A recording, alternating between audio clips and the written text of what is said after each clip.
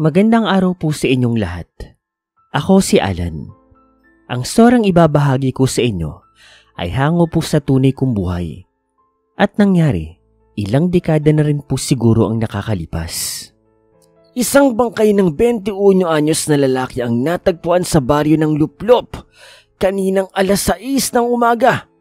Nawawala ang laman loob nito, maging ang kaliwa niyang braso. Patuloy pa ring iniimbestigahan ang nasabing krimen. Napabuntong hininga na lamang ako matapos kong marinig ang balita sa debaterya naming radyo. Dati-rati naman kasi, napakapayapa ng aming lugar. Sagana rin kami sa mga produkto. Ngunit sa hindi namin malaman-laman na kadahilanan ay bigla na lamang nagbago ang lahat. Ang dating masagana at payapa naming baryo sa isang kisap mata ay binalot ng kilabot at kababalagahan. Halos araw-araw na lang kasi ay may natatagpo ang bangkay sa masukal na bahagi ng aming lugar at kalunos-lunos ang sinapit ng bawat biktima. Wakwak ang tiyan, nawawala ang kanilang mga laman loob at kadalasan maraming kagat at kalmot ang kanilang mga katawan na tila ba nanggaling yon sa mga mahabang kuko o di naman kaya matatalas ng ngipin ng isang mabangis na hayop. Ang ilan nga, sindikato raw ang may gawa, pero ang sabi naman ng iba, gawa raw yon ng mga maligno. Ngunit walang may nakakaalam ng buong katotohanan, lalo't wala naman may matibay na ebidensya. Hoy Alan, bakit nakahubad ka na namang lalaki ka ha? Magsuot ka nga ng damit at baka magkasakit ka pa niyan.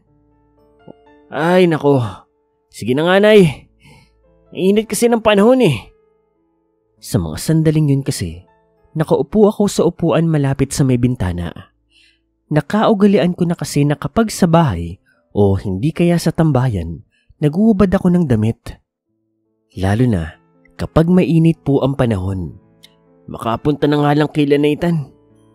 Maglalakwatsa ka na naman? Ay nako, bata ka talaga, oo.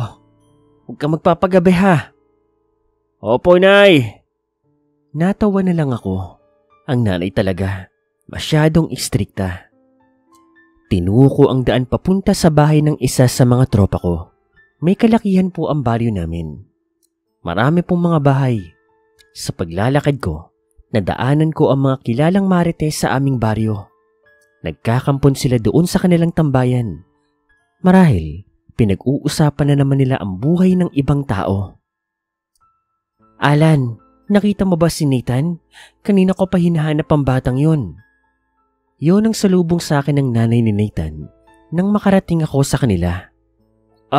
Po. Hindi po. Siya nga po ang pupuntahan ko dito. Ay nako, yung pabigat talagang yun.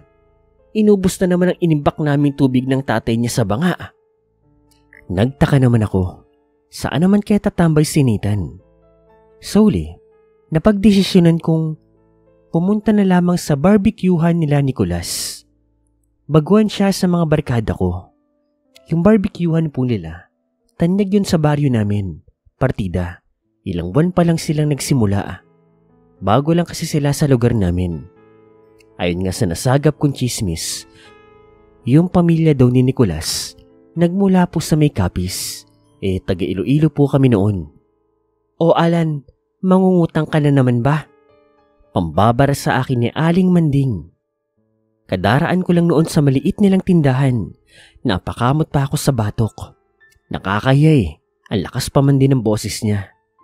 Kahit kailan talaga walang preno ang bibig ng matandang babae na yon. Hindi po. Napadaan lang po ako, Aling Manding. Hoy, yung utang mong 22. Huwag mong kalilimutan Magdadalawang linggo na yon. Magbayad ka Bala ko naman talagang bayaran si Aling Manding sa darating na sweldo ko sa susunod na linggo. Nang dahil hindi na nga ako nakapagtapos ng pag-aaral, nagtsatsaga na lang ako sa vulcanizing shop ni Mang Pidring. Kakarampot din naman ang sweldo ko. Kaya minsan, hindi ko talaga maiwasan ng mangutang. Lalo na't ambisyo ko ay pag-iinom. Hindi nagtagal, nakarating ako sa pwesto nila Nicolas. Kagaya ng inaasahan, Dinutumog na naman ng mga tao yung barbecuehan nila. May kalakihan ng tinda nila mga barbecue. Maliban sa barbecue, nagbebenta rin sila ng palamig, kagaya ng buko juice, kalamansi juice, pati melon juice. Meron nga ring sisig.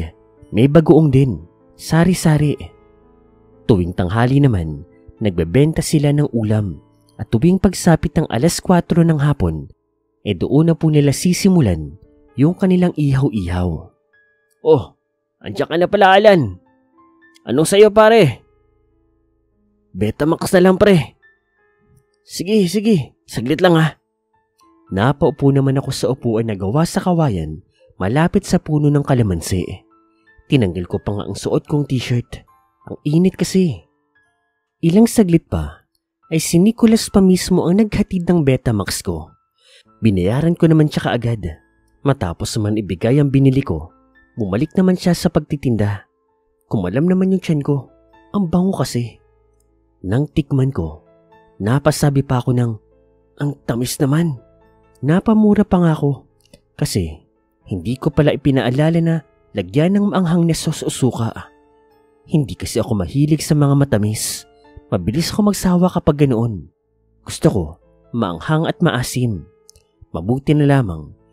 Sa tabi ko, may natanaw akong iilang bunga ng kalamansi. Tinabi ko muna yung Betamax na nakaplastik. Pumitas ako ng kalamansi.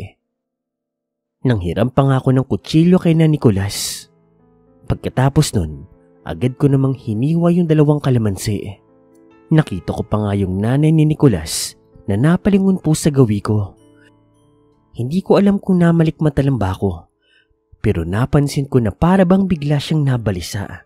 Hindi ko na lamang siya binigyan ng pansin at muli akong bumalik sa pwesto ko. Matagal-tagal ko nang nakakasama si Nicholas, pero ang totoo, hindi ko pag-aanong kilala ng lubusan ng kanyang pamilya. Bihira ko naman itong nakikita. Halata kasing umiiwas sa mga ito sa tao. Kinuha ko naman yung Betamax ko. Pinagaan ko ito ng kalamansi sa muling isinubo. Kumpara kanina, medyo umasim na po ang Betamax.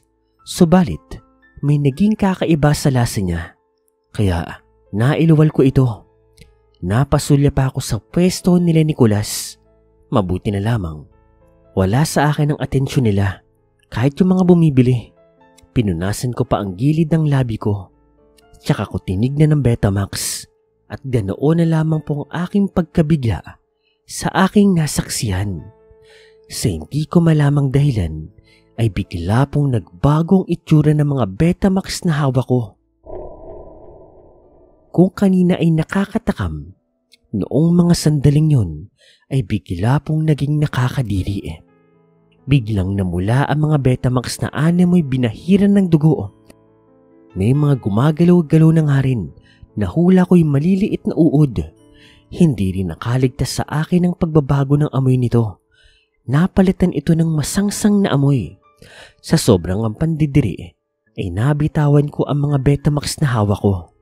Sa kawalang paalam na nilisan ng lugar na iyon. Nang makauwi ako sa amin, hindi ko pa rin mapigilan ng masuka sa nasaksihan. Nagtaka pa nga sila nanay dahil himala raw, maaga akong nakauwi. Ang isipin na iyon ay nagpatuloy na naglalaro sa aking isipan. Halos hindi na nga ako makatulog dahil doon.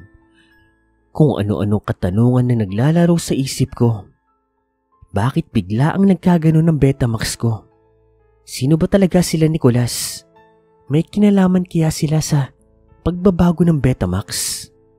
At natigilan naman ako nang maalala ang balita sa radyo, yung mga nangyayaring krimen.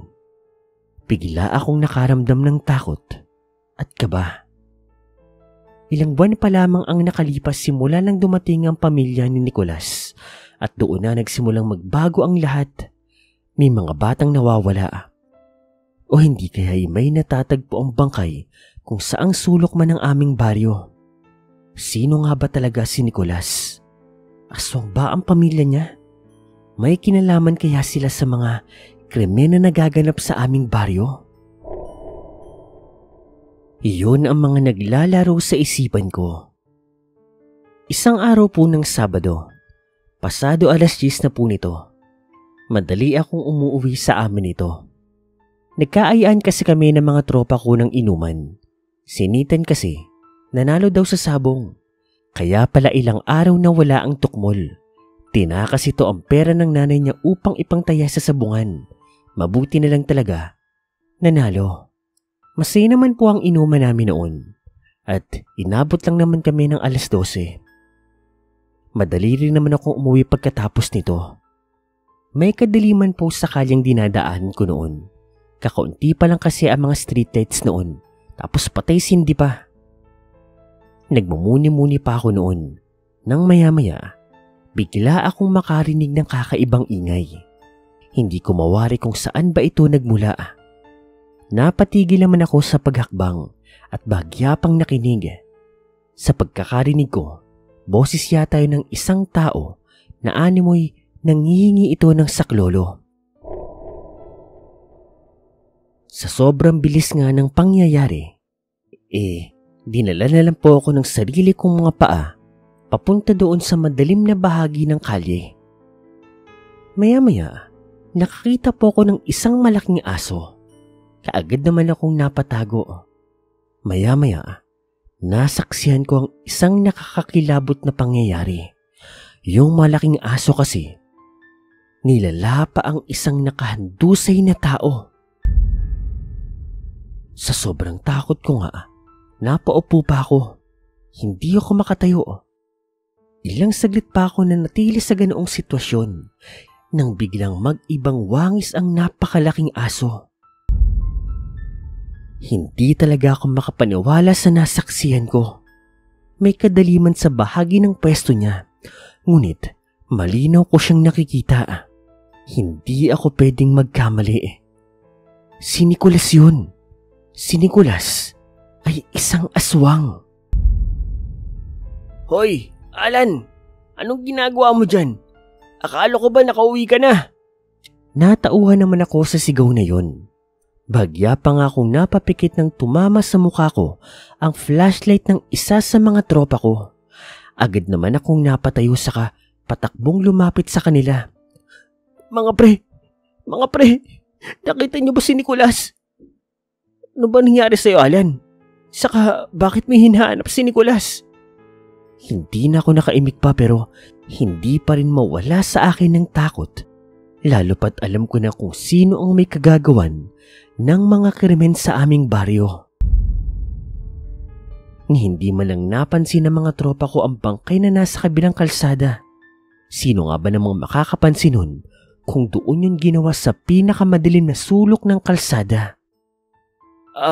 Baka sinitan yung nakita ko kanina. Bago tayo makarating kasi parang namataan ko sinitan. Akala ko ba nakauwi ka na? Bakit nandito ka pa? Hindi. Umiihi lang ako. Tsaka sumuka. Sama-sama naman kaming umuwi. Kinabukasan po, kaagad din binalita sa baryo ang muling krimen na nangyari. Subalit hindi pa rin mahuli-huli ang sospek. Hindi ko na rin nagawa pang magsumbong sa mga otoridad. Nakakatakot Baka mamaya ako naman yung maging sunod na biktima.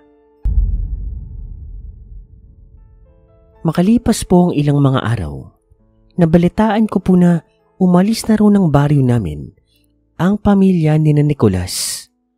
Walang may nakakaalam kung saan sila lumipat at kung bakit. Kasi una sa lahat, maganda nga ang negosyo nila, di ba? Ang akala naman ng iba ay kaya sila umalis ay dahil sa mga karumal-dumal na nangyayari sa aming lugar. Ngunit dingid sa kaalaman ng lahat ay sila ang sanhi sa mga krimen na nangyayari. Magmula po nung umalis sila ay muling nanumbalik ang kapayapaan sa aming baryo. Hindi na rin naman naging issue yun sa mga tao. Lalo na't ang pumalit naman po na balita sa amin ay tungkol sa droga. Ang buhay ay sadyang mapaglaro. Gaano ka man kaingat upang lumayo sa disgrasya, may mga pagkakataon talaga na disgrasya naman mismo ang lalapit sa iyo. Yung karanasan ko po na iyon ay kailan naman ay hindi ko kwento sa iba. At nang malaman ko na may channel pala na ganito, hindi na ako nagdalawang isip na ibahagi sa inyo ito. Dahil sigurado ako, dito, merong maniniwala. Muli po, ako po si Alan. Hanggang dito na lang po.